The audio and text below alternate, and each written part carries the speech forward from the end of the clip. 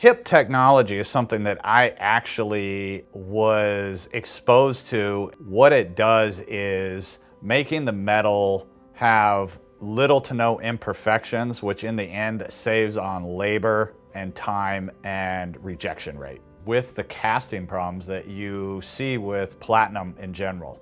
Platinum, because it requires a much higher temperature to cast, more specialized equipment, tends to have much higher rates of porosity. And with the porosity comes much higher rejection rates of product. It also increased labor times. Being able to negate or cut that out is really a game changer for the platinum jewelers worldwide who start to incorporate and utilize this technology.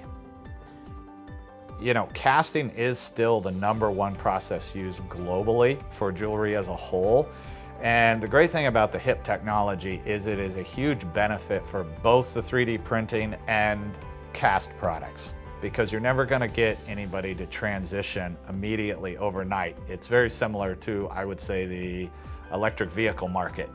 The way HIP benefits cast products is that the casting process is never seamless. By densifying and basically crushing the porosity by applying the heat and pressure, when you go into the finishing and polishing, you don't have the imperfections that cause higher rates of metal loss and also rejection rates.